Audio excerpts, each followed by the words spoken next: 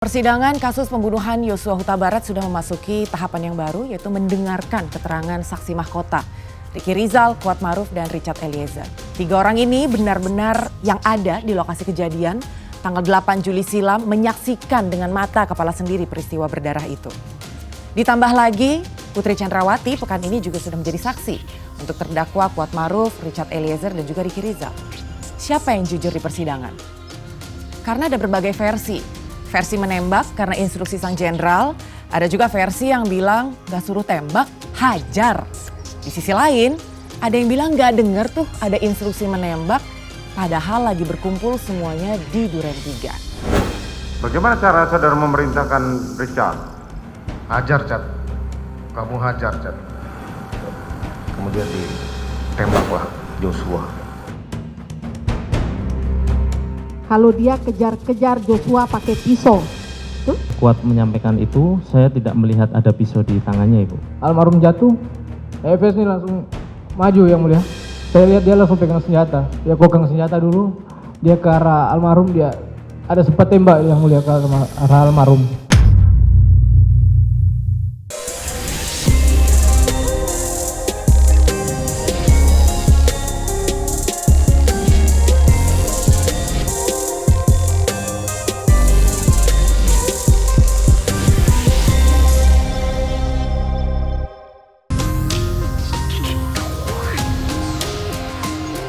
Beberapa pekan terakhir, semua terdakwa sudah saling bersaksi dengan senarionya masing-masing. Bak menonton intrik di sinetron, setiap saksi beri keterangan sesuai dengan versinya. Masih menyimak dengan seksama mana kesaksian yang benar, mana yang mengarah pada keadilan. Pada saat didorong itu, korban cuma bilang begini yang mulia. Ih pak, kenapa pak? Ada apa pak? Tangannya di depannya. Ih pak, kenapa pak? Ada apa pak? Ada apa pak? Baru kan, kau berlutut kamu. Artinya sudah direncanakan di atas memang, dan saudara mencoba untuk menutupinya, kan begitu? Jadi disumpah apapun siap. Ya, saudara kan sudah disumpah tadi. Oh siap, yang mulia. Saya nggak akan meminta pengakuan saudara, cuman ada kejanggalan gitu loh. Siap, yang mulia. Bagaimana cara saudara memerintahkan Richard? Hajar, Cat. Kamu hajar, Cat. Kemudian ditembaklah Joshua sambil maju sampai roboh yang mulia.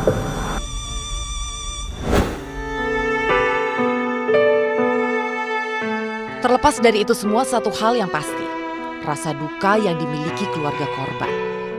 Apalagi ditambah dengan munculnya beberapa pernyataan dari sejumlah terdakwa yang kian memojokkan almarhum Yosua. Dan pada kesempatan kali ini saya akan berbincang langsung dengan Ibu Rosti Simanjuntak, ibu kandung dari Brigadir Yosua Huta Barat.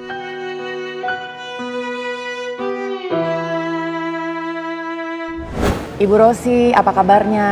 Baik, Ibu, kabarnya? Kabar baik.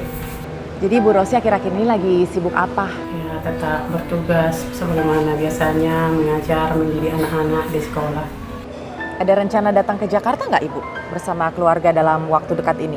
Ya, untuk rencana ke Jakarta, kami sebagai keluarga menunggu panggilan nanti resminya dari Pengadilan Negeri Jakarta Selatan.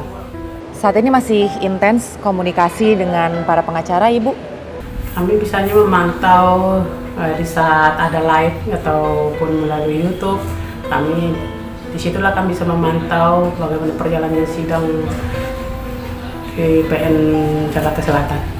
Kami kalau komunikasi kepada pengacara, kami tetap berkomunikasi dengan baik, segala sesuatunya kami saling konfirmasi agar kami tahu bagaimana kelanjutan persidangan kasus ini.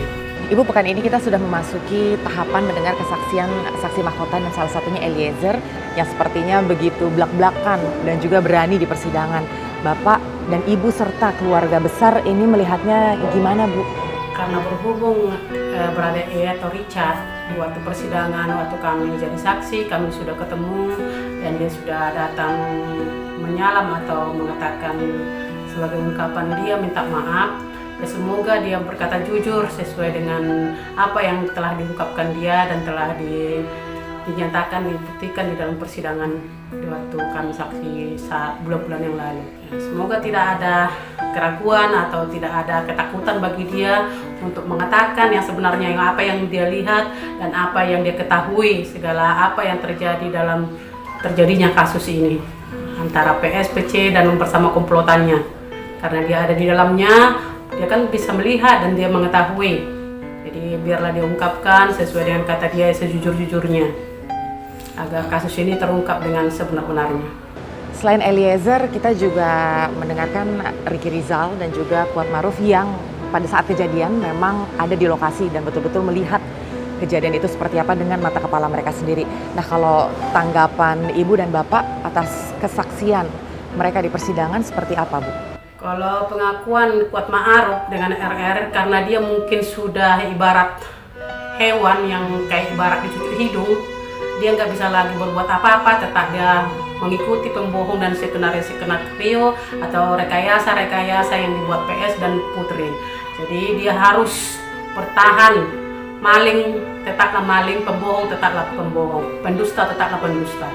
Kemudian saat FS dan PC di persidangan, izinkan saya untuk menanyakan ini, di mana isu pelecehan seksual ini masih konsisten diangkat di ruang sidang. Tanggapan keluarga, tanggapan Ibu dan juga Bapak seperti apa, Bu? Dia bertahan di pelecehan ini kan itu sebagai dalih. Dari awal pun datangnya dari Mabes ke sini sesudah pemakaman almarhum, dia menceritakan kronologi itu. Mereka sudah langsung tahu menentukan apa peristiwa atau kronologi. Mereka tetaplah bertahan di pembohongan mereka karena seperti tadi, maling tetaplah maling, pembohong tetaplah pembohong. Sekali tidak dipercaya, tetap tidak dipercaya. Dia adalah manusia iblis pendusta. PS dan PC bersama komplotannya. Dan juga pada saat di persidangan mendengarkan kesaksian Richard Eliezer sempat menyampaikan ada tukar-tukaran handphone antara Yosua dengan Ibu PC. Nah, sepengalaman Ibu nih, pernah nggak ketika menghubungi Yosua yang angkat teleponnya Ibu PC atau orang lain? Mereka itu kan itu sebenarnya urusan mereka, tapi mereka di sini udah nampak kalau mereka tukar-tukaran berarti ada komunikasi mereka yang betul-betul sangat genting di sana, atau yang mereka sengaja sembunyikan atau mereka sendiri yang mengetahuinya apa di dalamnya, di dalam kejahatan yang mereka lakukan. Berarti semua ini kan adalah tanda-tanda bahwa mereka memang saling mengetahui dan sudah saling merencanakan pembunuhan ini. Selama anak saya waktu hidupnya, selama bertugas, anak saya tidak pernah menyerahkan namanya alat komunikasinya, HP-nya atau apapun itu kepada orang lain. Karena itu kan diri kita sendiri, privasi diri kita sendiri. Jadi tidak ada yang berhak.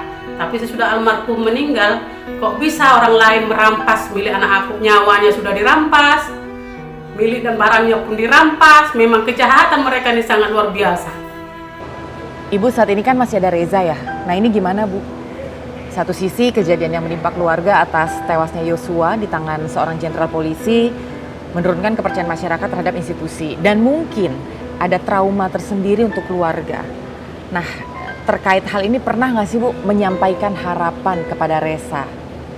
Kalau harapan Reza dan kami sebagai orang tua, namanya dia di dalam bertugas, apalagi dia sudah bertugas dalam kepolisian, semoga dia dalam tugas-tugas yang terbaik.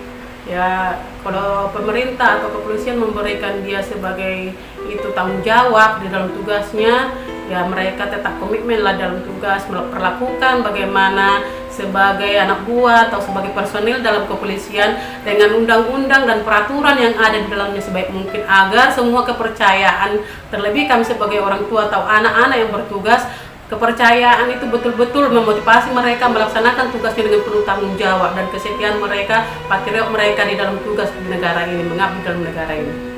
Ibu, kalau seandainya nih Reza memiliki kesempatan yang sama atau keinginan yang sama seperti almarhum abangnya untuk menjadi ajudan dari pimpinan Polri, sempat nggak, Bu, dibahas dengan Reza bersama dengan Bapak atau mungkin antara Ibu dengan anak gitu? Pembahasan ini, apakah Ibu melarang karena ada trauma atau justru memang tetap mengizinkan dan tetap mendukung apapun yang Reza inginkan untuk karirnya? Ya, kalau masih ada peluang untuk ajudan buat Mahareja Rizky, kan tidak semua orang sama.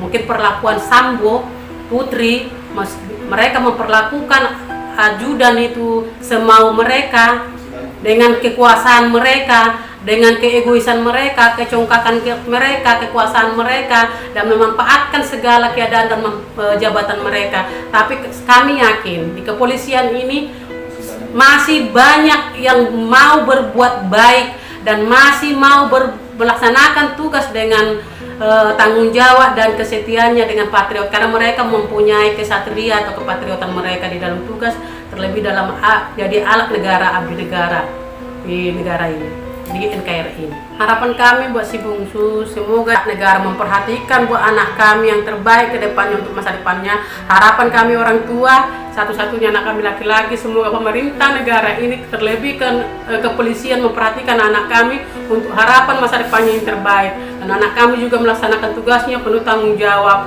dan dapat perlindungan haknya yang sesuai dengan hak sebagai kepolisian di negara ini. Saya ingin menyampaikan kepada Ferdi Sambo dan Putri Cendrawati, stoplah yang menolak sandiwara-sandiwara ini. Masyarakat sekarang ini sudah pada cerdas, sudah bisa menilai mana yang benar, mana yang salah.